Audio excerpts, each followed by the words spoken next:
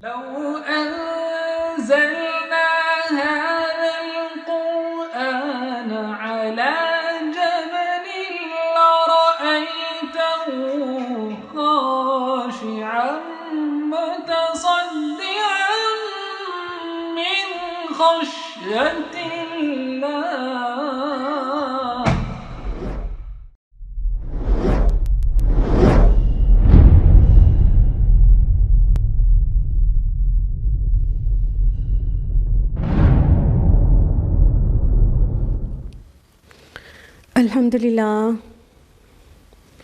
الحمدللہ وحدہ والصلاۃ والسلام علی من لا نبی بعد. واعوذ باللہ من الشیطان الرجیم. بسم اللہ الرحمن الرحیم. شہر رمضان الذی انزل فیہ القرآن ھدی للناس وبینات من الھدی والفرقان. بسم اللہ الرحمن الرحیم. رب اشرح لی صدری ویسر لی امری واحلل عقدۃ من لسانی یفقہوا قولی. میرے عزیز سامعات، آپ سبھی کا درس قرآن مجید میں تہہ دل سے خیر مقدم ہے. السلام علیکم ورحمۃ اللہ وبرکاتہ.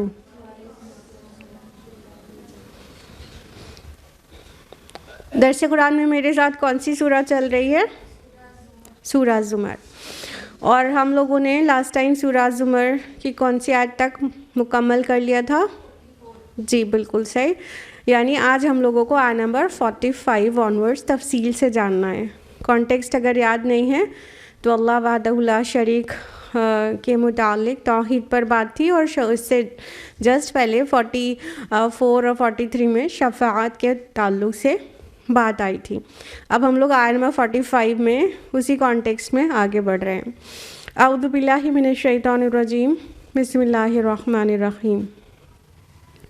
وَإِذَا ذُكِرَ اللَّهُ وَحْدَهُ، جب اللہ اکیلے کا ذکر کیا جاتا ہے، اشمئزت قلوب الذین لا یؤمنون بالآخرہ، تو آخرت پر ایمان نہ رکھنے والوں کے دل کڑھنے لگتے ہیں. وَإِذَا ذُكِرَ الَّذِينَ مِن دُونِهِ، اور جب اس کے سوا دوسروں کا ذکر ہوتا ہے، اذا ہم یستبشرون، تو یہ یکایک خوش ہو جاتے ہیں، حشاش بشاش ہو جاتے ہیں، کھل اٹھتے ہیں.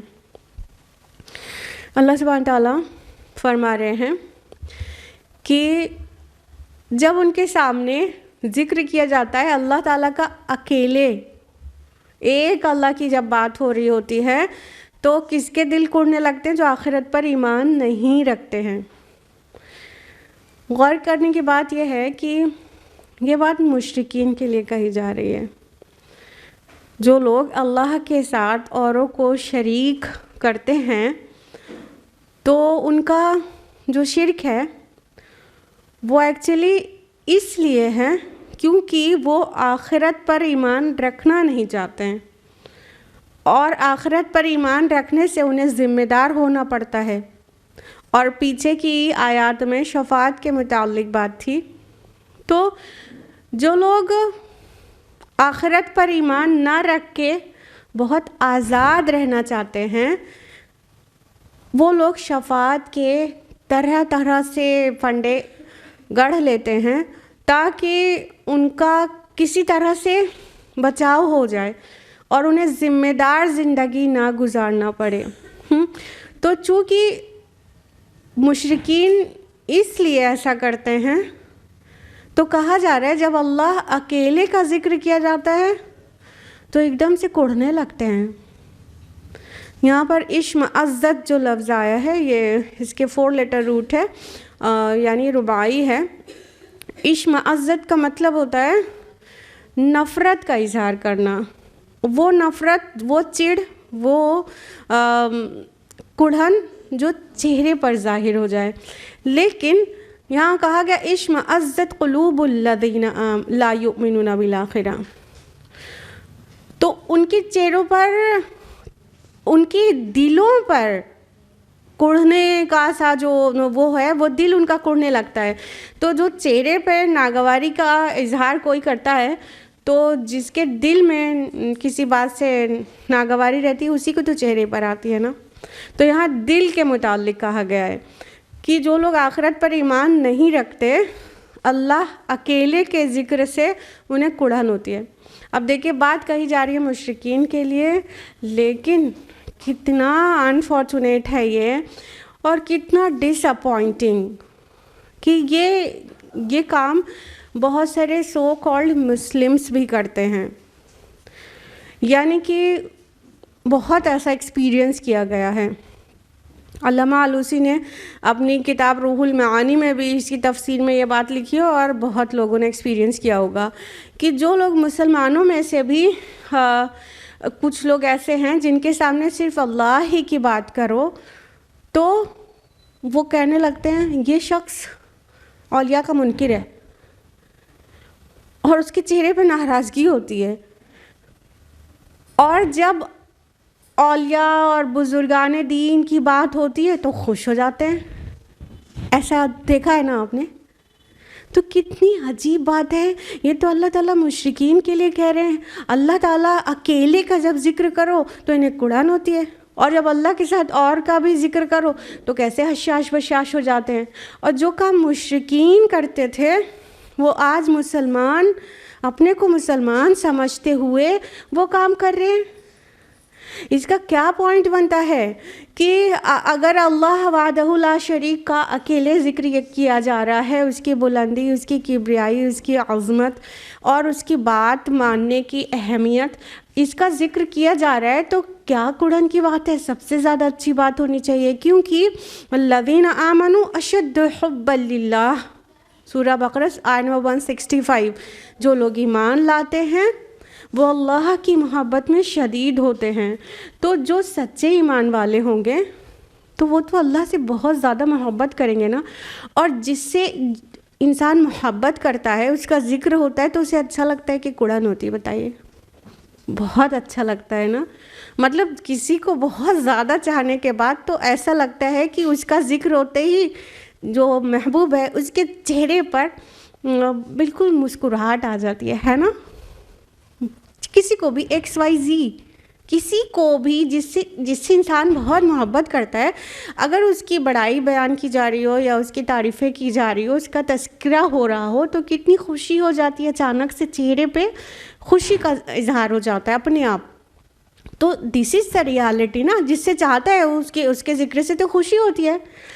لیکن یہ کیسی بات ہے کہ کچھ لوگ اللہ کے ذکر سے ان کے چہرے پر کڑھن اور نفرت کا اظہار ہوتا ہے۔ اس کا مطلب ہے نا کہ وہ اللہ تعالیٰ سے سچی محبت نہیں کرتے ہیں، اور ان کا یہ عمل جو ہے وہ کیوں ہے؟ اللہ تعالیٰ سے وہ نام بھر کا ایمان لائے ہوتے ہیں، اصل میں وہ غیر ذمہ دار رہنا چاہتے ہیں، کیونکہ کہا گیا ہے لا یؤمنون بالآخرہ، جو آخرت پر ایمان نہیں رکھتے ہیں۔ آخرت پر ایمان کون نہیں لاتا ہے؟ جو انسان اپنے نفسانی خواہشات پر کوئی پابندی نہیں لگنے دینا چاہتا ہے، کیونکہ آخرت پر ایمان کا مطلب ہے ہم کو اور آپ کو ذمہ دار ہونا ہے۔ ہمیں دیکھا جا رہا ہے، ہمارا ریکارڈ مینٹین ہو رہا ہے، ہمیں اس کا جواب دہ ہونا ہے، ہمارا حساب لیا جائے گا، یہی تو بات ہوتی ہے۔ اور جس کو یہ یاد رہتا ہے وہ انتہائی ذمہ دارانہ زندگی گزارتا ہے۔ تو اتنی ذمہ داری سے زندگی گزارنا جو نہیں چاہتے ہیں تو وہ آخرت پر ایمان نہیں لاتے، اور جو آخرت پر ایمان نہیں لاتے ہیں وہ اللہ پر ایمان بھی بس دکھاوٹی ہی لاتے ہیں، اور اسی لیے وہ شرک کرتے ہیں۔ یعنی شرک کی بنیادیں یہی ہیں کہ شفاعت اور بہت سارے ایسے معبودان باطل کو بنا لیا جاتا ہے تاکہ ذمہ دار ہونے سے بچے انسان، اور یہ ڈیمی گاڈز اور اسمال جی گاڈز اور گاڈیسز اور یہ لوگ بچا لیں آخرت میں۔ یہی تو فنڈا ہے نا۔ تو اللہ تعالیٰ کہہ رہے ہیں کہ ہمارے اکیلے ذکر سے جو آخرت پر ایمان نہیں رکھتا ان کے دل کڑھنے لگتے ہیں، اور ہاں جب دوسروں کا بھی ذکر ہونے لگتا ہے تو یکے خوشی سے کھل اٹھتے ہیں۔ اب اللہ تعالیٰ کے ذکر کے ساتھ ساتھ اگر باطل عقیدے پر بزرگان دین اور ان کے ساتھ شفاعت کا جو وہ سیلف میڈ کانسیپٹ ہے وہ سب ڈسکس ہونے لگتے ہیں تو خوش ہو جاتے ہیں۔ کیوں؟ کیونکہ اب انہیں شیلٹر مل جاتا ہے، یہاں پہ بچاؤ ہو جائے گا۔ ہم چاہے جو کریں بس ان کے جھنڈے تلے آ جائیں گے تو نجات ہو جائے گی. تو جب یہ باتیں کی جاتی ہیں تو خوش ہو جاتے ہیں, ذمہ دار زندگی گزارنا نہیں چاہتے ہیں, اور جو چاہتے ہیں کہ بس آسانی سے نجات ہو جائے. تو یہ وہ لوگ کرتے ہیں جن کا آخرت پر ایمان نہیں ہوتا ہے, وہ چاہتے نہیں ہیں کہ ذمہ دار زندگی گزاریں. قل اللہم فاطر السماوات والارض, کہو اے اللہ آسمان اور زمین کے پیدا کرنے والے, چھپے اور ظاہر کے جاننے والے, عالم الغیب والشہادہ, چھپے اور ظاہر کے جاننے والے, انت تحکم بین عبادک فیما کانوا فیہ یختلفون, آپ ہی اپنے بندوں کے درمیان اس چیز کا فیصلہ کریں گے جس میں وہ اختلاف کرتے رہے ہیں.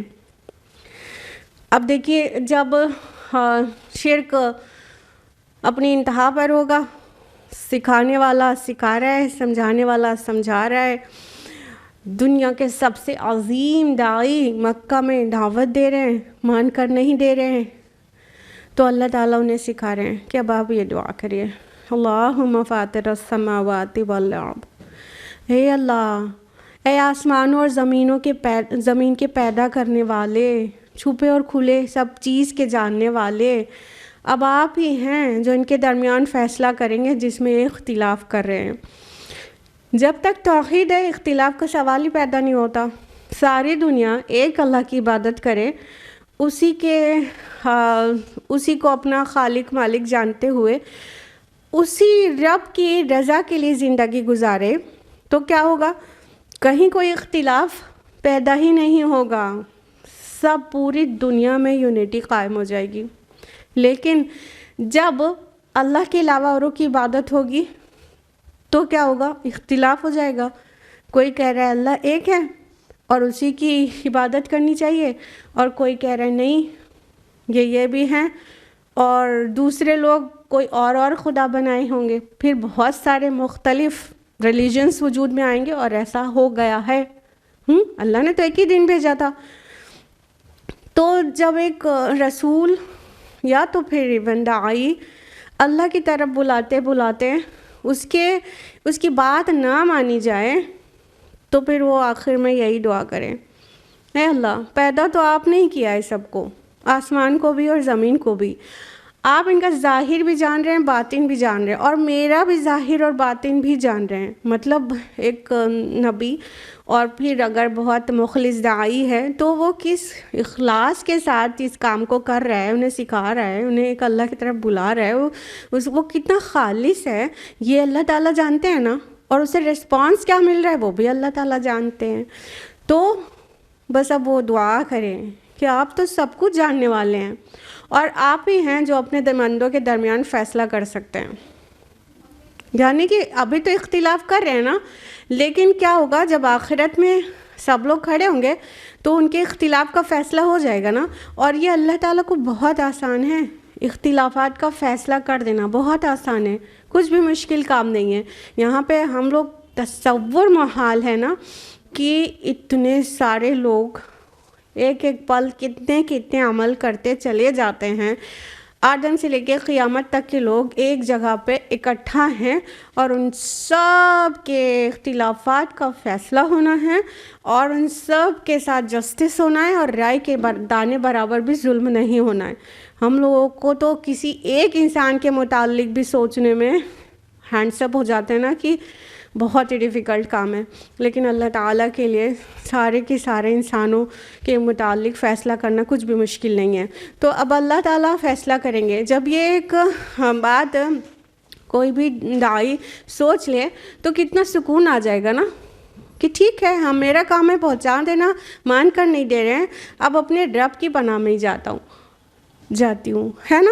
تو کتنا آسان ہو جائے گا اور کتنا سکون آ جائے گا, کیونکہ سچی بات یہی ہے کہ جو حق کو لے کر کھڑا ہوتا ہے پھر اسے جھٹلایا جاتا ہے تو اسے بہت تکلیف ہوتی ہے. اس تکلیف میں یہی مرہم ہے کہ اللہ تعالیٰ کی سپرد کر دے کہ بس آپ ہی تو ہیں نا ان کے جاننے والے ساری چیزوں کے, اب ان کے اختلافات کا فیصلہ آپ کر دیجیے گا۔ نبی صلی اللہ علیہ وسلم جب تہجد میں اٹھتے تھے تب اس طرح کے الفاظ کے ساتھ اللہ سے دعا کرتے تھے۔ نبی صلی اللہ علیہ وسلم صبح شام اس طرح کے الفاظ کے ساتھ دعا کرتے تھے۔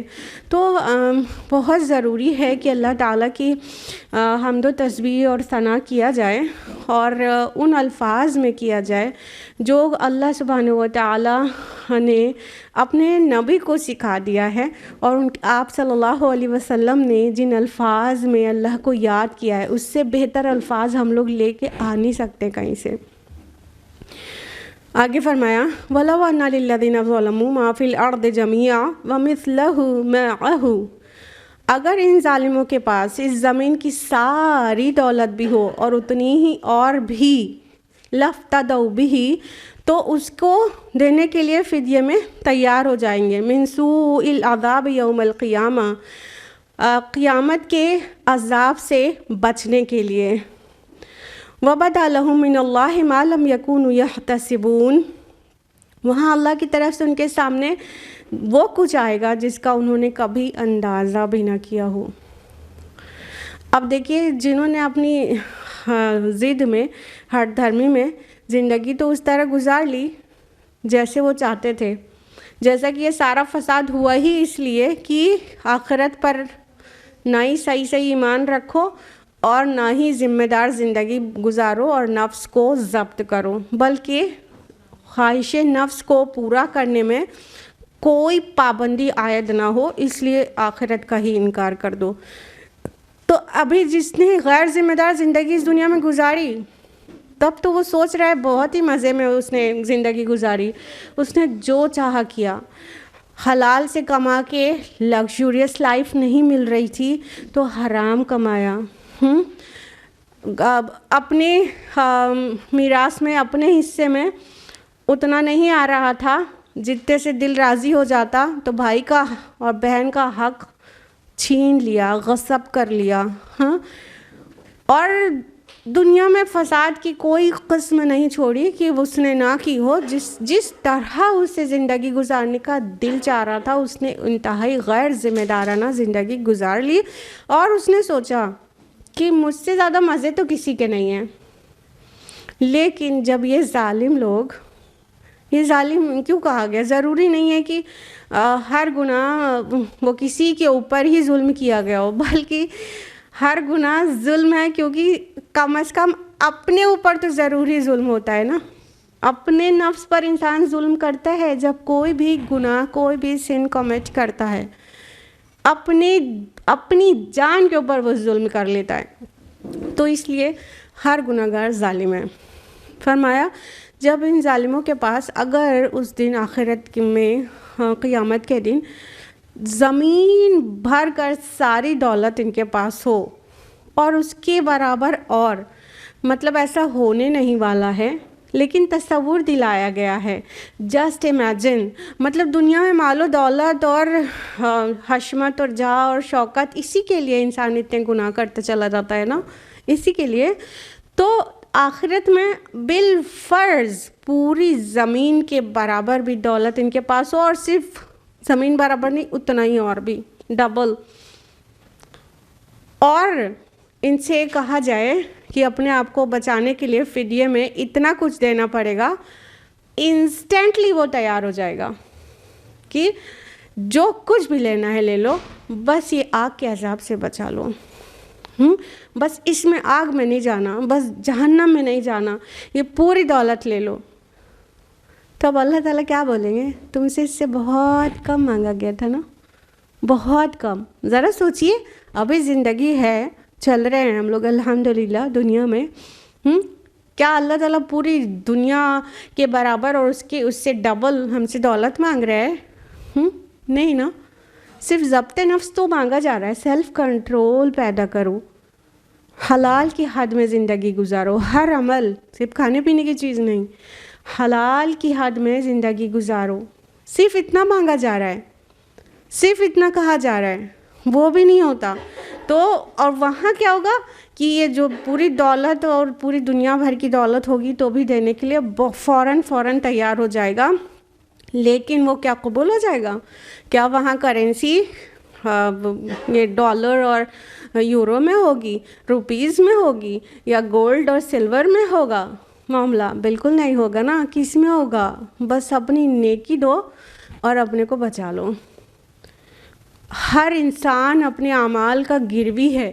سورہ مدثر کی آیت نمبر 38 ہے نا کہ کل نفس بما کسبت رہینا، کہ تم میں سے ہر ایک اپنے اعمال کا گروی ہے. عمل نکال کے دو، اپنے جان کو بچا لو.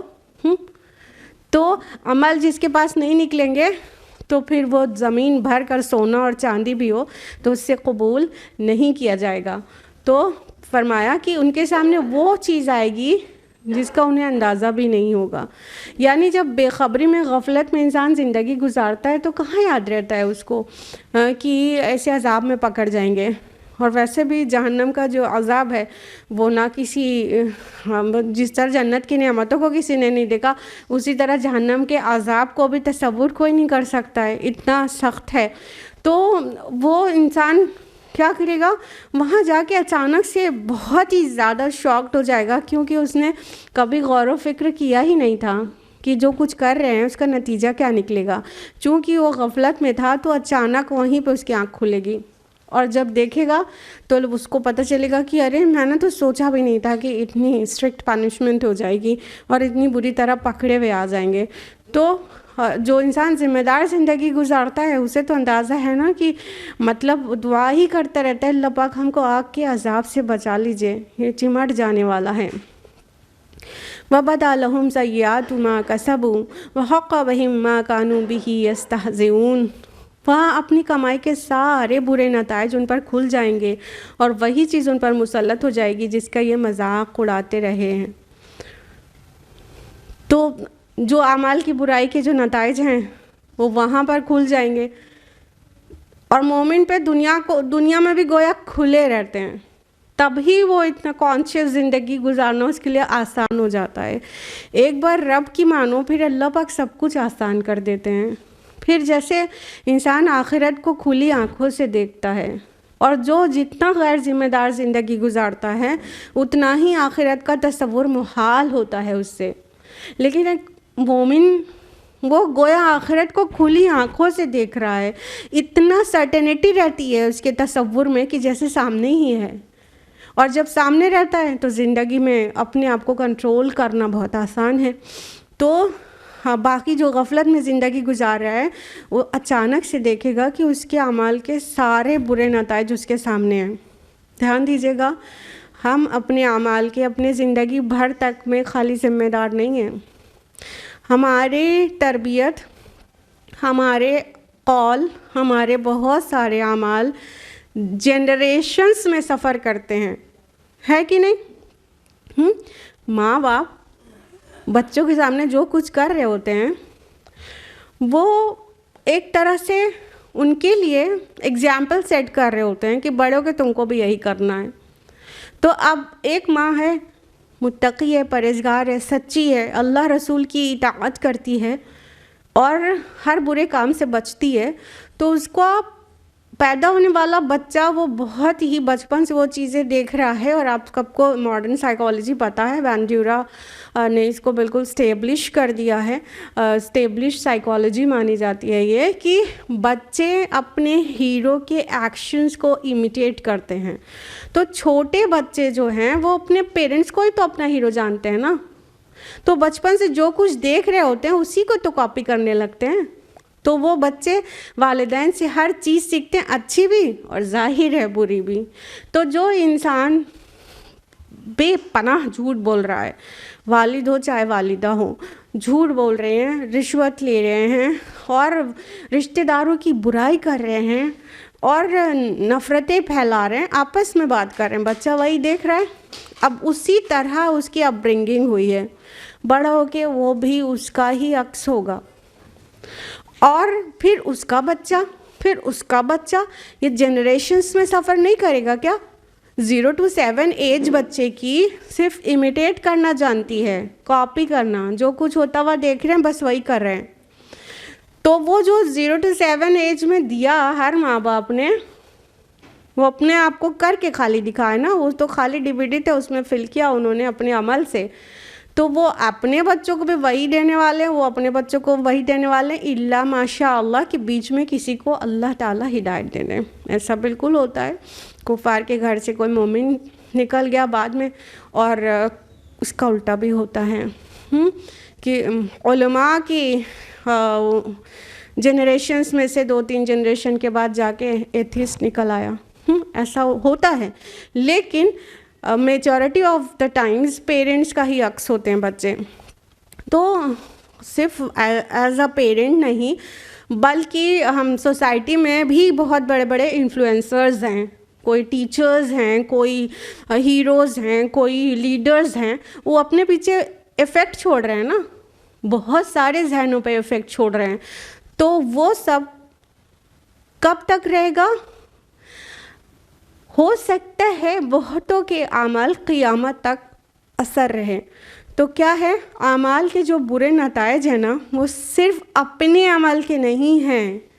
ہم نے جو ایگزامپل سیٹ کر کے قبر میں جا کے سو گئے، ہمارے پیچھے جو فٹ اسٹیپس ہم نے چھوڑے ہیں اس پہ قیامت تک لوگ چلیں گے۔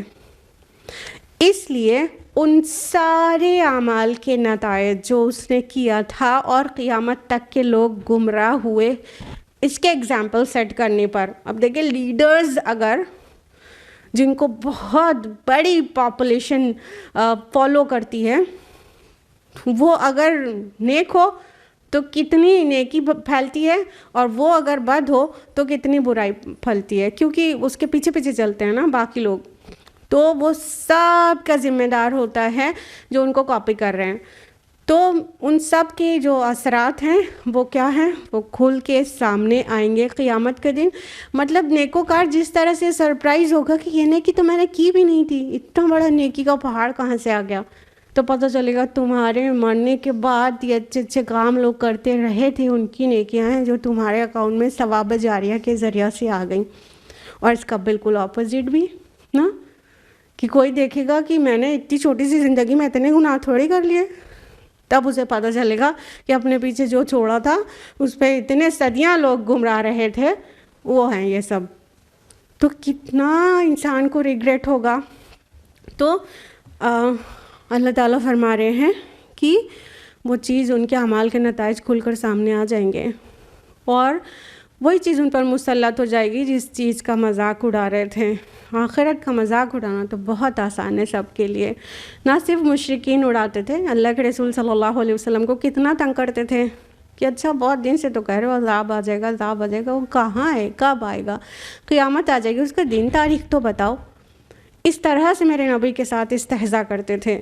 اور آج بھی جو روشن خیال لوگ ہوتے ہیں نا، انورٹیڈ کاماز، روشن خیال لوگ، ان لوگوں کو آخرت اور یہ سب دقیانوسی باتیں لگتی ہیں۔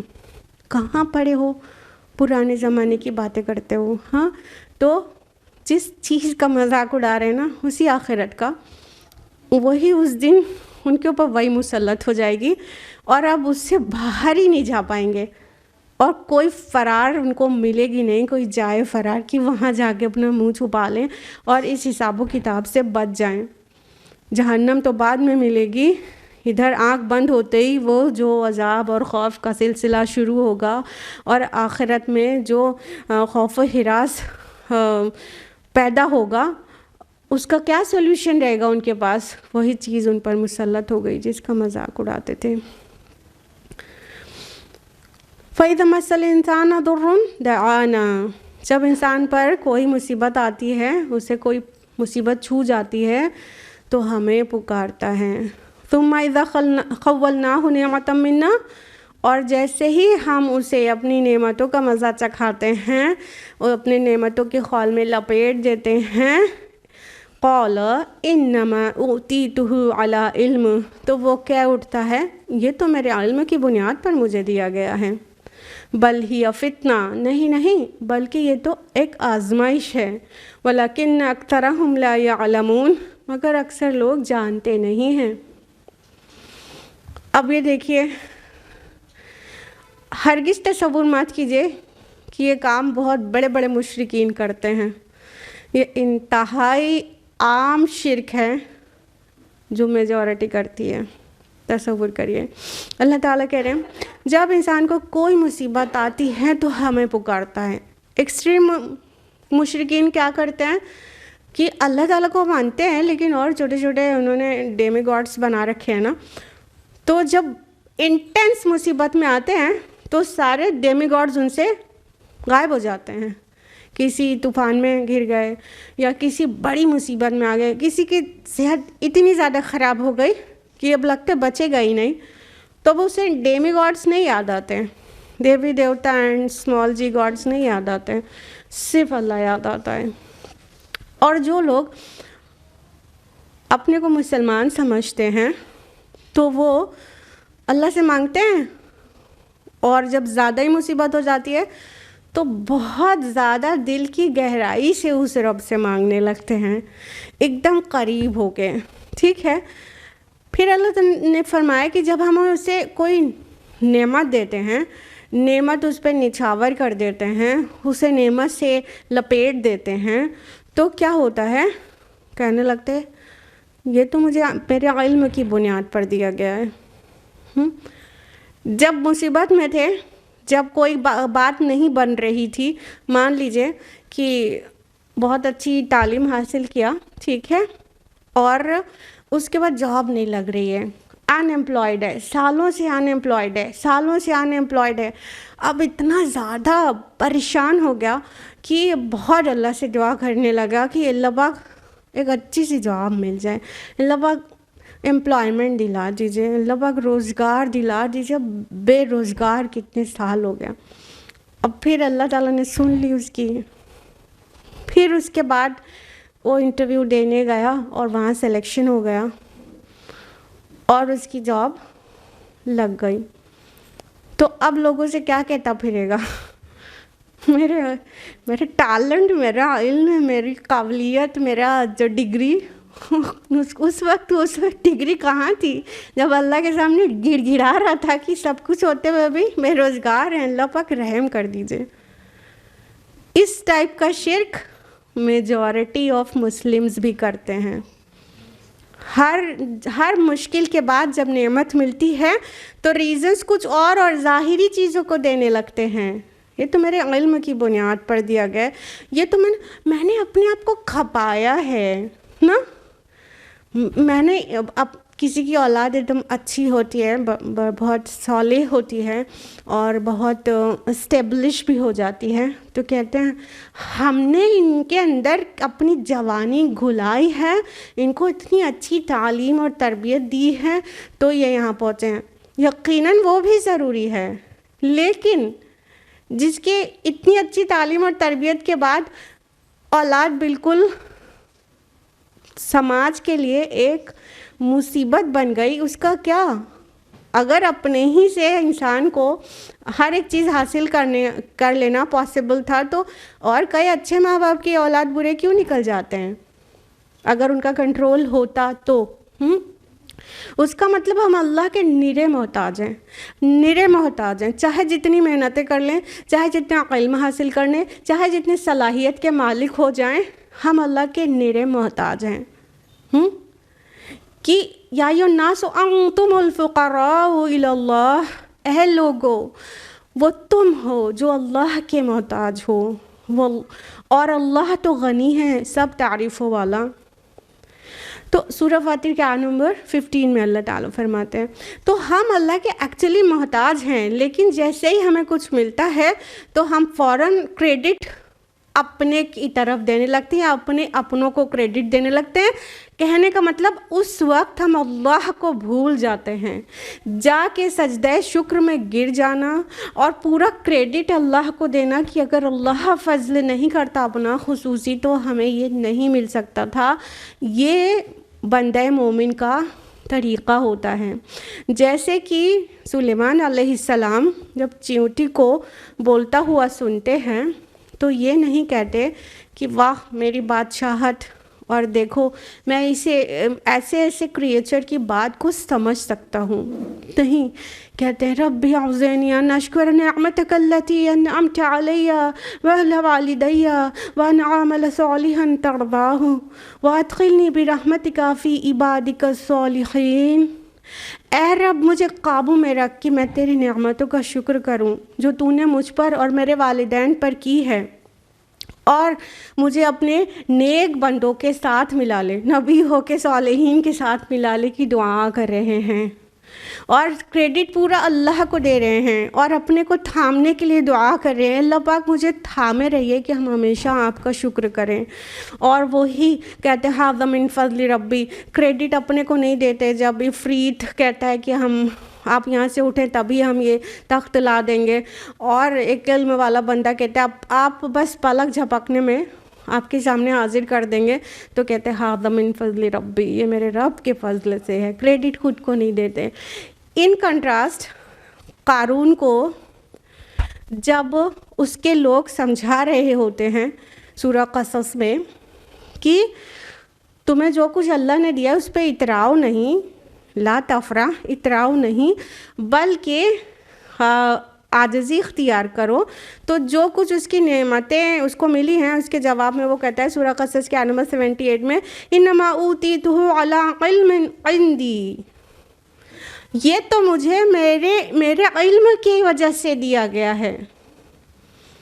تو یہ جو نعمتوں کے وقت کریڈٹ اپنے علم، اپنی صلاحیت، اپنے لوگ، اپنے اولاد، اپنے بزرگان دین، اپنے ماں باپ، کریڈٹ ان کو دینا، شکر کے وقت، اللہ کے شکر کے وقت ان کو کریڈٹ دینا، یہی تو شرک ہے، یہی تو شرک ہے۔ ہم کیا شرک صرف اس کو سمجھتے ہیں کہ بتوں کی پرستش کی جائے، کچھ پتھروں کے بت ہوں، کچھ میٹلز کے ہوں، ان کی پرستش کرو تو شرک ہو گیا؟ یہ شکر کے لیے شرک ہے۔ جس وقت اللہ تعالیٰ آزماتے ہیں، دیکھیں کہا کہ جب کریڈٹ اپنے کو دینا، مجھے علم کی بنیاد پر دیا گیا ہے اور اب میری صلاحیت کی بنیاد پر دیا گیا ہے، میں نے بہت محنتیں کی ہیں، میں نے رات جاگ کے پڑھائی کی ہے، تب میں نے نیٹ کریک کیا ہے۔ یقیناً آپ پڑھے بغیر نیٹ کریک نہیں کر سکتے ہیں، لیکن بہت سارے لوگ پڑھ کے نہیں کر پا رہے، اس کا کیا؟ بہت محنت کر کے بھی نہیں کر پا رہے، اس کا مطلب ایکچوئل پاور کسی اور کے ہاتھ میں ہے۔ تو اللہ تعالیٰ بہت طرح سے بلیس نہیں کرے تو ہمیں ایک بھی چیز ملنے والی نہیں ہے، کوئی اچیومنٹ بھی۔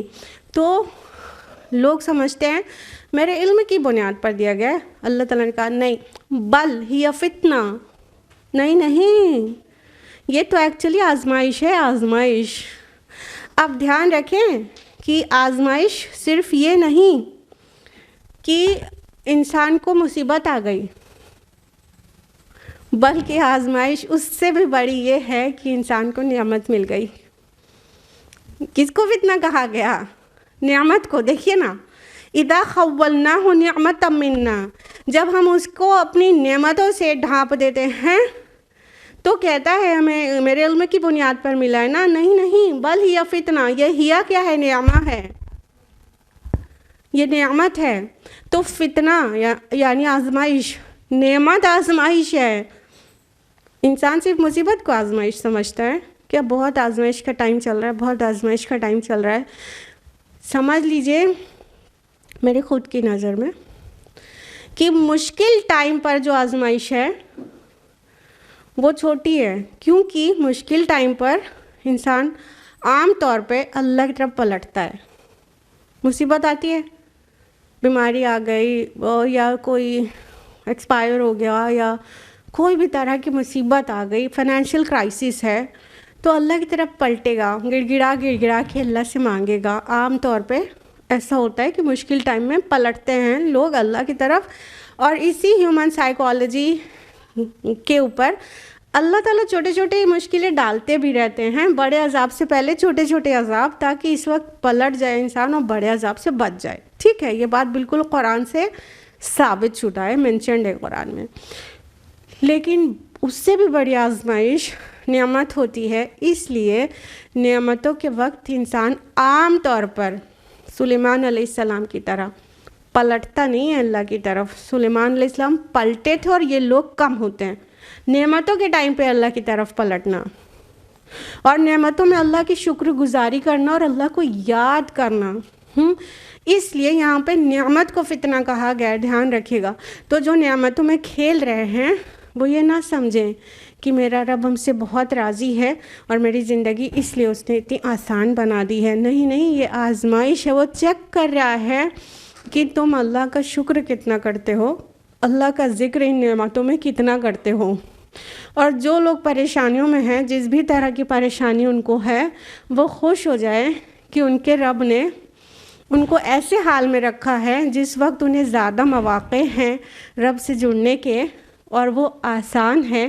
دنیا کی پریشانی ہے اور آخرت میں بڑی آسانی ہو جائے گی، اسی وجہ سے کہ بہت اللہ کو یاد رکھتے تھے. تو کوئی مصیبت بری نہیں ہوتی اگر انسان اس کا مقصد جانے، اور کوئی نعمت سیلیبریشن لے کے نہیں آتی اگر انسان اس کا مقصد جانے. تو دونوں کا مقصد ایک ہے، دونوں ہی چیز فتنہ ہے. اللہ آزما رہا ہے اچھا وقت ڈال کے بھی، اور پریشانی اور تنگی اور مصائب ڈال کر بھی. فائنلی اللہ آزما ہی رہا ہے. تو اس کو تھوڑا مقصد ڈیٹ کو یاد رکھے نا، تو بہت اچھی طرح سے مشکل ٹائم بھی گزرے گا اور بہت بیوٹیفل طرح سے خوشی کا ٹائم گزرے گا. سجدہ شکر میں گریں گے جا کے، خر ساجدہ مطلب گر کے، آواز کے ساتھ گر کے اللہ کے سامنے سجدہ کریں گے جب نعمتیں ملیں گی اور اس کا مقصد پتہ رہے گا. اللہ آزما رہے، نعمتوں میں اللہ کو بھول نہ جائیں. کتنا ہی ہوتا ہے نا کہ شادی نہیں ہو رہی ہوتی، اتنی دعائیں کرتے ہیں ماں باپ بھی، اولاد بھی، اتنی دعائیں کرتے ہیں. پھر اللہ تعالیٰ ایک اچھا سا رشتہ بھیج دیتا ہے، سب سیٹ ہو جاتا ہے. پھر تو اللہ کو ایسا بھولتے ہیں، مطلب خالی رشتہ سیٹ ہونے کے بعد ہی بھول جاتے ہیں. نکاح والے دن، اس کے کئی دن پہلے، اس کے کئی دن بعد ایسا اللہ کو بھولتے ہیں، ایسا رب اور رسول کی نافرمانی میں خوشی کو سیلیبریٹ کرتے ہیں جیسے انہوں نے اللہ کو کبھی پکارا ہی نہ ہو، یاد بھی نہیں آتا. اس طرح سے مطلب خوشی کو سیلیبریٹ کیا جاتا ہے. وہی سب کچھ رب اور رسول کے احکام کے اندر کر لیتے تو شکر گزاری پتہ چلتی کہ اللہ کی شکر گزاری کر رہے ہیں. لیکن سنتیں تو کیا، فرائض چھوٹے جاتے ہیں. مارکیٹ میں نمازیں جا رہی ہیں، اب میک اپ کے بعد منہ نہیں دھو سکتے تو نمازیں جا رہی ہیں. بے پردگی کا تو کوئی لمٹ ہی نہیں ہے، اور باقی سنت کے خلاف کتنی رسومات ہو رہی ہیں. ابھی کہاں یاد ہے کہ اللہ سے گڑ گڑا کے مانگ رہے تھے کہ بیٹی کا رشتہ ہو جائے، جب ہو گیا تو یہ کیا. اسی کو شرک کہتے ہیں. قد قال الذین من قبلہم فما اغنی عنہم ما کانوا یکسبون. یہی بات ان سے پہلے گزرے ہوئے لوگ بھی کہہ چکے ہیں، مگر جو کچھ وہ کمایا کرتے تھے وہ ان کے کسی کام نہ آیا.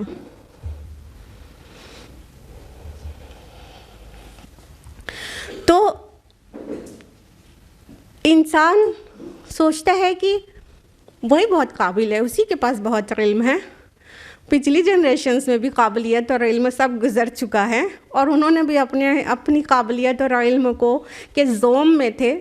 تو پھر کیا ہوا، انہوں نے بھی کریڈٹ اپنے کو دیا تھا. لیکن یہ ان کی قابلیت، تو کچھ لوگ جو زیادہ قابل ہوتے ہیں ان سے ڈر لگتا ہے نا، قابلیت کا بخار ہوتا ہے کچھ لوگوں کو، ہے نا. مطلب ہر وقت صرف قابلیت کی باتیں کرتے ہیں اور اپنی برابری کسی کو نہیں سمجھتے. تو ایسے قابلیت کے بخار زدہ لوگ پہلے بھی پیدا ہوتے رہے ہیں اور یہی کہتے رہے ہیں، نہیں یہ سب کچھ ہے ہماری اپنی محنت کا نتیجہ ہے، ہماری صلاحیتوں کا نتیجہ ہے، ہمارے علم کا نتیجہ ہے. وہ لوگ تو جاہل ہیں، ہم نے اتنا علم حاصل کیا وغیرہ وغیرہ. تو اللہ تعالیٰ کہہ رہے ہیں یہی سب پہلے کی جنریشنز بھی کہتی رہی ہے.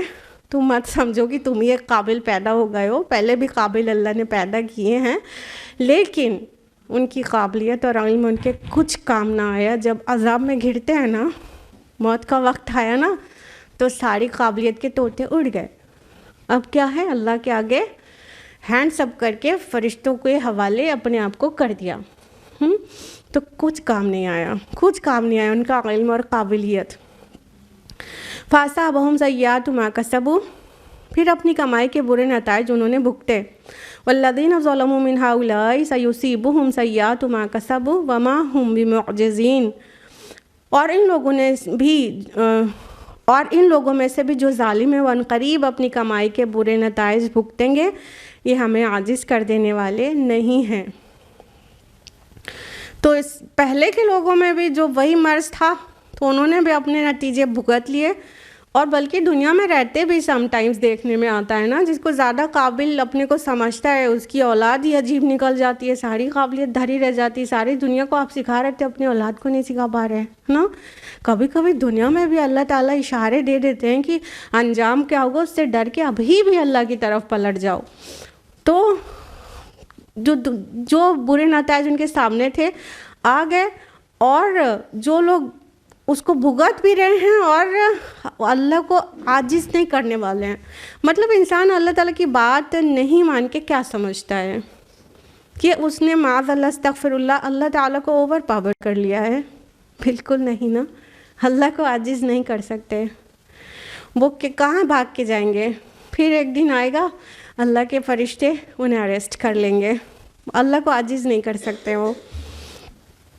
اولم یعلموا ان اللہ یبسط الرزق لمن یشاء ویقدر، کیا انہیں یہ معلوم نہیں ہے کہ اللہ تعالیٰ جس کا چاہتے ہیں رزق پھیلا دیتے ہیں، وسیع رزق دیتے ہیں، اور جس کا چاہتے ہیں تنگ۔ ان فی ذلک لآیات لقوم یؤمنون، اس میں نشانیاں ہیں ان لوگوں کے لیے جو ایمان لاتے ہیں۔ اب دیکھیے یہ اتنی اہم آیت ہے، اگر اس طرح کی چیزیں ہر وقت یاد رہے نا تو بہت کام کی رہیں گی۔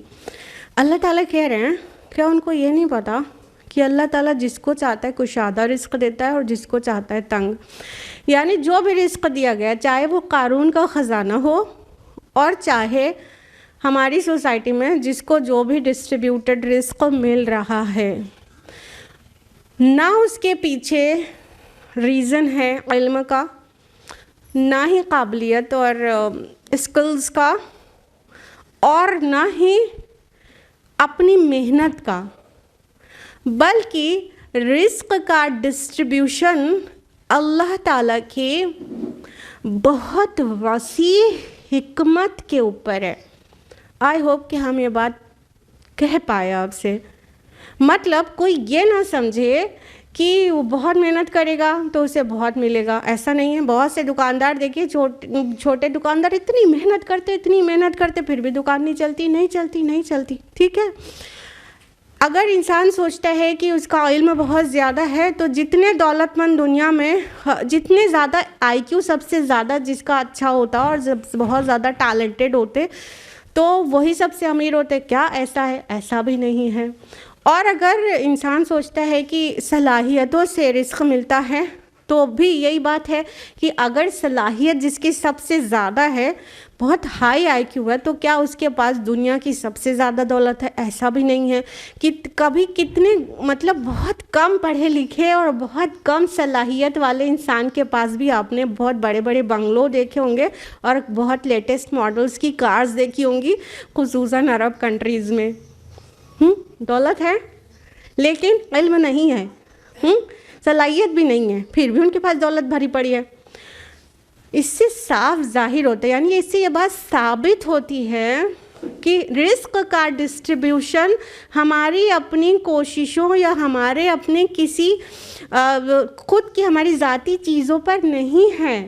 اللہ تعالیٰ نے رزق کا ڈسٹریبیوشن اپنی حکمت تامہ کے تحت رکھا ہے۔ وہ جس کو چاہتا ہے کشادہ روزی دیتا ہے اور جس کو چاہتا ہے تنگ، اور اس میں اس کی حکمت کار فرما ہوتی ہے، وہ ہم اور آپ نہیں سمجھ سکتے، سمجھ ہی نہیں سکتے۔ واللہ ہم اللہ کی یہ والی حکمت کہ کس کو زیادہ دیتا ہے اللہ اور کس کو کم، کیوں ایسا ہے، ہم نہیں سمجھ سکتے۔ مطلب وہ پوری دنیا کو سجائے رکھنے کے لیے کسی کو زیادہ اور کسی کو کم ملے گا، اتنا تو سب کو سمجھ میں آتا ہے، لیکن کسی پرٹیکولر پرسن کے رزق کی کشادگی یا رزق کی تنگی میں اللہ تعالیٰ کی کیا مرضی ہے اسی کے ساتھ اور اسی کے ساتھ، یہ ہم نہیں سمجھ سکتے۔ تو دھیان رہے کہ رزق اللہ کے ہاتھ ہے، تو جسے زیادہ ملا ہے اس کا کریڈٹ اپنے کو کبھی نہ دے، اور جسے کم ملا ہے وہ کبھی بھی مایوس نہ ہو۔ اللہ کی مرضی سے ہے یہ، اللہ کے پلان کے تحت ہے. قیامت کے دن پتہ چلے گا کہ وہ کیوں تھا، ابھی سوچ بھی نہیں سکتے ہیں. تو رزق کوئی لوگ غریب ہوتے ہیں، بہت زیادہ محنت کرتے ہیں تو کیا بہت زیادہ کما لیتے ہیں؟ نہیں ہوتا. نہ محنت سے، نہ علم سے، نہ صلاحیت سے، نہ کسی اور خوبی سے انسان کے پاس بہت کچھ آ سکتا ہے. نہیں ہو ایسا. اللہ تعالیٰ جس کو جتنا چاہتے ہیں دیتے ہیں. اور یہ بات بھی یاد رہے کہ رزق صرف مال و دولت کو نہیں کہتے. رزق علم بھی ہے، رزق آئی کیو بھی ہے، ہمارا انٹیلیجنس کوشنٹ وہ بھی رزق ہے. رزق والدین بھی ہیں، رزق تربیت بھی ہے، رزق ہمارے بیک گراؤنڈ میں ہمیں جو کچھ اللہ نے دیا وہ سب رزق ہے. اور ان سب چیزوں میں کسی کو پلس ملتا ہے، کسی کو مائنس.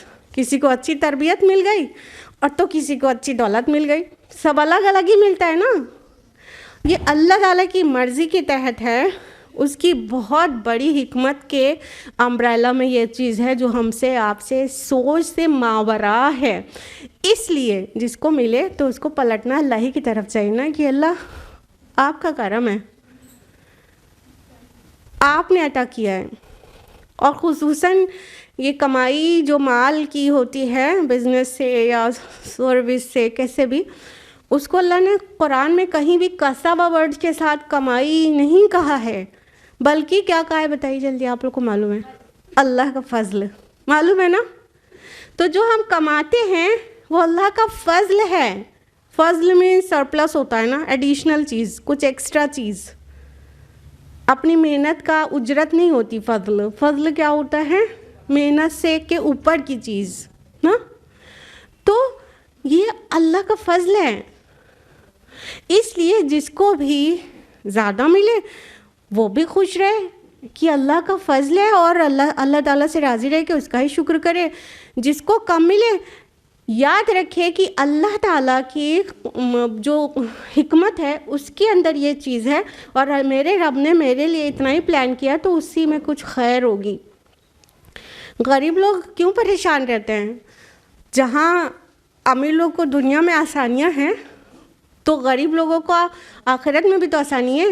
وہاں حساب کم ہوگا. جتنا زیادہ ملا دنیا میں دولت اتنا زیادہ کمپلیکیٹڈ حساب دینا پڑے گا کہ نہیں بتائیے؟ ایک ایک چیز کا سوال کیا جائے گا تو جواب دینا ہے. جس نے زیادہ استعمال ہی نہیں کیا دنیا میں اسے زیادہ سوال کیوں ہوں گے پھر؟ تو سب کو اللہ تعالیٰ اپنی بہت بڑی حکمت کے تحت عطا کرتے ہیں. اس لیے انسان کو یہ نہیں سمجھنا چاہیے کہ جو کچھ ملا ہے میری قابلیت کی وجہ سے ملا ہے اور جو کچھ نہیں ملا اس میں مایوس ہو کے رہ جائے، بلکہ اس میں اللہ کی نشانی کو ڈھونڈے. اور بہت کچھ اللہ تعالیٰ ان چیزوں سے نشانیاں ظاہر کرتے رہتے ہیں، اس کو پہچانیں. کیونکہ فرما رہے اللہ تعالیٰ ان فی ذلک لآیات لقوم یؤمنون، جو اللہ پر ایمان رکھتا ہے نا اس کے لیے اس میں نشانی ہوتی ہے.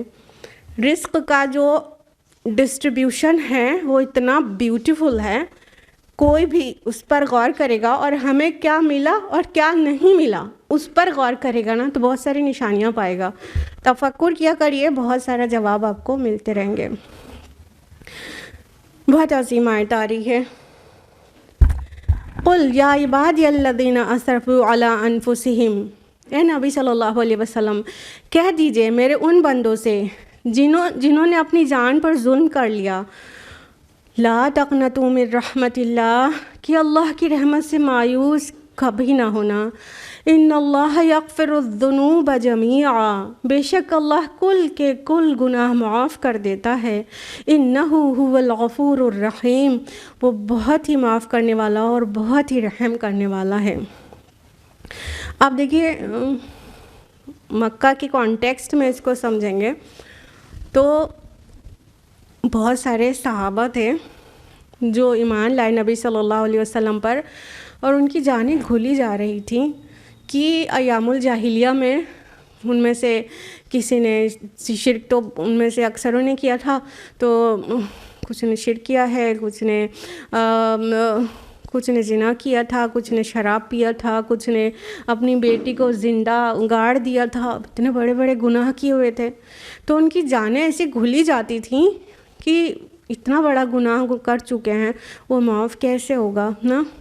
تو اللہ تعالیٰ نے اتنا زیادہ امید والی آیت ہے، ابن مسعود کہتے ہیں کہ سب سے زیادہ امید اور خوشی دینے والی آیت قرآن میں یہ ہے کہ اے نبی میرے بندوں کو بتا دیجئے کہ، اور کن بندوں کو، میرے ان بندوں کو جنہوں نے اپنی جانوں پر ظلم کر لیا، بہت بڑے بڑے گناہ کر دیا، اور کچھ لوگ ایمان لانے سے بھی رک رہے تھے کہ وہ سب تو معاف نہیں ہوگا، اتنے زیادہ سے گناہ تھے.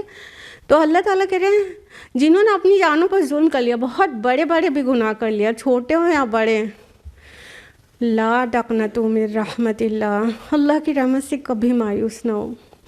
یہ دین اسلام ہے، اتنا بیوٹیفل دین جس میں ایمان لانے کے بعد پریویس سارے گناہوں کو 0 سے ملٹیپلائی کر کے 0 کر دیا جاتا ہے. سبحان اللہ.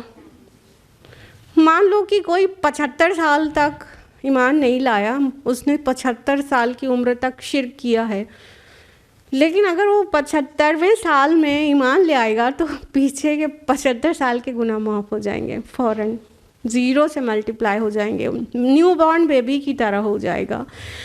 تو یہ بات صرف ان کے لیے نہیں ہے جو اسلام میں داخل ہو رہے ہیں بس، بلکہ ان سبھی بندوں کے لیے بھی ہے جو جن سے گناہ ہو جاتے ہیں، غفلت میں، جذبات کی غلبے میں اپنے کو نہیں سنبھال پاتے، گناہ ہو جاتے ہیں، اور گناہ سب سے ہوتے ہیں اور ہو ہی جائیں گے، اور اس سے بچا بھی نہیں جا سکتا کہ ہو ہی نہیں، یہ نہیں ہو سکتا. لیکن جب گناہ سے پچھتاوا ہوتا ہے تو ایک ریگریٹ سائیکالوجی جو ہماری ڈیولپ ہوتی ہے، اگر اس میں یہ ہوپ نہ دی جائے، یہ امید نہ دی جائے کہ اللہ تعالیٰ معاف کرنے والے ہیں، سب معاف کر دیں گے، اللہ کی رحمت سے مایوس نہ ہو، یہ امید نہ رہے، تو ریگریٹ میں انسان اپنے کو تباہ کر لے گا. کیونکہ ایک حساس انسان جب گناہ ہوتا ہے پھر اسے ریگریٹ ہوتا ہے تو بہت نیگیٹو سائیکالوجی میں جا سکتا ہے کہ اب تو میرا کچھ بھی نہیں بنے گا، اب کیا ہوگا. تو ایک طرف تو اینزائٹی ڈپریشن کا شکار ہو جائے گا، اور دوسری طرف مزید گناہوں کے دروازے کھل جائیں گے کہ اب جب معافی ملنی ہی نہیں ہے تو اب یہ بھی کر ہی لو اور وہ بھی کر ہی لو. یقیناً ایسا ہے. لیکن جب توبہ کے دروازے ایک دم کھولے رکھا ہے اللہ تعالیٰ نے کہ جب بھی احساس ہو کہ اپنے رب کی نافرمانی کی ہے، سچے دل سے توبہ کرو تو وہ معاف ہو جائے گی. تو انسان اتنا ہوپ فل رہتا ہے اور وہ اتنا پازیٹیو سائیکالوجی کا مالک ہو جاتا ہے کہ اب گناہ تو کیا تھا مگر ہم نے جو آنسو گرایا اس کے بعد دل میں سکون آ گیا، اللہ نے ہم کو معاف کر دیا، اب یہ گناہ نہیں کریں گے. لیکن اگر اسے یہ نہیں بتایا جائے کہ تمہارے گناہ معاف ہو جائیں گے تو وہ مزید گناہ کرتا رہے گا، صرف ڈپریشن میں اور نا امیدی میں. تو امید اتنی بڑی چیز ہے اور یہ بہت پر امید آیت ہے. تو اللہ تعالیٰ نے فرمایا ان اللہ یغفر الذنوب جميعا، مطلب اللہ تعالیٰ کے لیے کوئی بڑی بات نہیں ہے کہ زمین بھر کر تم نے گناہ کیے ہو، وہ لمحے میں اس کو معاف کر دے گا، لمحے میں اس کو معاف کر دے گا اگر پورے کے پورے گناہوں کی بھی معافی ہو، کیونکہ وہ غفور ہے اور رحیم ہے. لیکن دھیان رہے یہ آیت یہی بتا رہی ہے کہ معافی مانگنا ہے، توبہ استغفار کرنا ہے، یہ نہیں کہ گناہ پر گناہ کیے چلے جائیں اور روز آخرت ڈائریکٹلی اللہ تعالیٰ سے کہنے لگیں گے کہ اللہ تعالیٰ معاف کر دیجئے. نہیں، توبہ استغفار کرنا ہے. اور بہت ساری احادیث اتنی پر امید احادیث ہیں کہ بس دل باغ ہو جاتا ہے. اللہ کے رسول صلی اللہ علیہ وسلم نے جو استغفار کے، توبہ استغفار کے اہمیت پر کئی چیزیں بتائی ہیں نا، جیسے کہ بخاری کی حدیث ہے کہ اللہ تعالیٰ کو اس بندے سے زیادہ خوشی ہوتی ہے تمہارے توبہ کرنے سے جس کا اونٹ کھو گیا ہو، سفر میں ہو اور اس کا سارا سامان اس اونٹ پر لدا ہو اور وہ کہیں ہالٹ کرے، سستائے اور سارا سامان اونٹ پر ہے، اونٹ کھو گیا. اب وہ بندہ گھومتا ہے، یہاں دیکھتا ہے وہاں دیکھتا ہے، پورے میں ڈھونڈ ڈالتا ہے، اپنے اونٹ کو نہیں ملتا اور تھک کے بیٹھ جاتا ہے، سوچتا ہے اب تو موت پکی ہے کیونکہ وہ جو کھانا پینا تھا وہ بھی اسی میں تھا. صحرا کا سفر ہے, نہ پیدل کراس کر سکتا ہے اور نہ ہی کھانا پینا کہیں سے پا سکتا ہے. تو اب وہ تھک کے بیٹھ جاتا ہے اور اچانک اس کا اونٹ اس سامانوں سے لدا ہوا اس کے سامنے آ جاتا ہے, اور وہ بندہ کہتا ہے خوشی سے ایک دم مغلوب ہو کر کہ اے اللہ, یا اللہ تو میرا بندہ میں تیرا رب. اور نبی صلی اللہ علیہ وسلم کے دانت ظاہر ہو جاتے ہیں اور کہتے ہیں کہ خوشی میں اس سے الٹا نکل جاتا ہے. تو اس شخص سے زیادہ خوشی, مطلب ایک کی موت پکی تھی, اس کے سامنے زندگی کے آثار واپس آ گئے, تو کتنی خوشی ہوگی نا. تو اس بات کو بتانے کے لیے تو بیوٹیفل اسٹوری سے اللہ کے رسول صلی اللہ علیہ وسلم نے بتایا کہ وہ ایسا جتنا خوش ہوگا اس سے زیادہ خوش اللہ تعالیٰ ہوتے ہیں جب ایک بندہ گناہ کرنے کے بعد توبہ کرتا ہے اور اپنے رب کی طرف پلٹتا ہے. سبحان اللہ و بحمدہ سبحان اللہ العظیم. اور امید کے اوپر ایک اور بہت پیاری سی حدیث ہے, بخاری مسلم کی متفقن علیہ روایت ہے کہ بنی اسرائیل میں سے کوئی شخص تھا, میرے نبی نے رپورٹ کیا کہ کوئی شخص تھا اور اس نے 99 قتل کیے تھے. سنا ہوگا یہ حدیث آپ نے, لیکن اس میں امید کا پہلو نوٹس کریے. 99 قتل کیے, اور کسی راہب یا کسی اس مذہب کے ایکسپرٹ کے پاس جاتا ہے, کہتا ہے کہ آپ میرے لیے بھی توبہ ہے, کوئی معافی کا کوئی گنجائش ہے؟ تو کہتا ہے 99 قتل, کوئی توبہ نہیں تمہارے لیے. وہ اس کو بھی مار دیتا ہے. اب وہ سینچری پوری ہو جاتی ہے قتل کی, 100 لوگوں کو قتل کر دیا. اس نے نا امید کیا نا, اس کو بھی مار دیا, 100 لوگوں کا قتل ہو گیا. پھر کسی سے پوچھتا ہے کہ کیا میرے لیے بھی کوئی معافی ہے؟ تو وہ بندہ کہتا ہے تیرے اور تیرے رب کے بیچ میں کون ہے؟ یعنی توبہ وہ راستہ ہے کہ وہاں سے وہ توبہ کے تو بیچ میں ہی کوئی نہیں ہے تیرے اور تیرے رب کے, تو توبہ کر لے. اور ہاں اس بستی کو چھوڑ دے, یہاں پہ گنہگار لوگ ہیں چونکہ, اس بستی کو چھوڑ کے وہ نیکوکاروں کی بستی کی طرف چلا جائے, کیونکہ اعمال کو کیا کرنا ہوتا ہے, صالح بھی بنانا ضروری ہوتا ہے. تو اس بستی سے نکل جا. اب وہ کتنا ہی خوش ہو جاتا ہے کہ ہمیں معافی مل رہی ہے, تو وہ بستی کو چھوڑ دیتا ہے, سفر کے لیے نکل جاتا ہے. اور پھر راستے میں اس کو موت آنے کا وقت آ جاتا ہے. تو اب عذاب کے فرشتے بھی اور رحمت کے فرشتے دونوں میں تکرار ہو جاتی ہے. عذاب کے فرشتے کہتے ہیں اس کی روح ہم نکال کے لے کے جائیں گے, کیونکہ اس نے ابھی ایک بھی نیک عمل نہیں کیا ہوتا ہے. اور رحمت کے فرشتے کہتے ہیں اس کی روح مجھے نکالنی چاہیے کیونکہ اس نے توبہ کر لیا ہے. تو دونوں کا سیٹل کرنے کے لیے اللہ تعالیٰ تیسرے فرشتوں کو بھیجتے ہیں. تیسرا فرشتہ آ کے کہتا ہے کہ دوری ناپ لو, نیکوکاروں کی بستی سے جہاں پہ یہ مرا ہے وہاں سے اس کی دوری ناپ لو, اور جہاں سے یہ نکلا تھا اس کی دوری ناپ لو. جو دوری کم ہوگی اس فرشتے کو لے کے جانا ہے. تو کئی روایات میں کئی چیزیں آتی ہیں, بہرحال وہ دوری کم نکلتی ہے, ایک بالش. جو نیکوکاروں کی بستی ہے ایک بالش چھوٹی ہوتی ہے. اور فائنلی رحمت کے فرشتے اس بندے کی روح کو لے کر جاتے ہیں. جو اور احادیث کی روایت میں آتا ہے پتہ ہے, ایک میں آتا ہے کہ اللہ نے اس دوری کو سکوڑ دیا. ایک روایت میں آتا ہے اپنے سینے کے بل گھسیٹتے ہوئے مرنے کے ٹائم وہ ادھر کی طرف ایک بالش بڑھا تھا. سبحان اللہ و بحمدہ. میرا رب کتنا غفور اور کتنا رحیم ہے, اور وہ کتنا پسند کرتا ہے کہ وہ ہمارے گناہوں کو معاف کر دے. ہم کو کیا ہوا جو ہم اس سے معافی نہ مانگے, اور ہم کو کیا ہوا کہ ہم اس سے امید نہ رکھیں. وہ کل کے کل گناہ معاف کر دیتا ہے. تو جب بھی غلطی ہو دھیان رکھیں, ان بیوٹیفل احادیث کی وجہ سے گناہ کرنے میں قوی نہ ہو جائیں کہ معافی تو مل ہی جائے گی. نہیں, جب نفس غالب آ جائے تو گناہ ہو جاتے ہیں. یہ اللہ تعالیٰ جانتے ہیں یہ بشری کمزوری ہے, لیکن پلان کر کے گناہ نہیں کیے جاتے ہیں. تو گناہ جو ہو جاتے ہیں ان کی معافی مانگا جاتا ہے. فیوچر کے گناہ کی معافی نہیں مانگا جاتا ہے کہ ابھی جو کر لیں گے پھر معافی مانگ لیں گے. نہیں, پلان کر کے کوئی گناہ نہیں. ہو جائے تو معافی بس اگلا سٹیپ یہی ہو کہ اللہ سے گڑ گڑائیں، معافی مانگیں اور یقین رکھیں کہ اللہ تعالیٰ معاف کر دیں گے، کیونکہ توبۃ النصوح کو اللہ تعالیٰ ضرور معاف کر دیتے ہیں، سچی توبہ کو۔ اللہ تعالیٰ ہمیں اور آپ کو توفیق دے کہ ہم نیک اعمال کریں، اپنے نفس کی خواہشات سے، ناجائز خواہشات سے بچیں، اور جب بھی کوئی غلطی ہو جائے تو اللہ ہی کی طرف پلٹیں، اس سے معافی طلب کریں، اور اللہ تعالیٰ سے دعا ہے کہ وہ ہم سب کے گناہوں کو معاف کر دیں۔ آمین یا رب العالمین۔ وآخر دعوانا ان الحمد للہ رب العالمین۔ والسلام علیکم ورحمۃ اللہ وبرکاتہ۔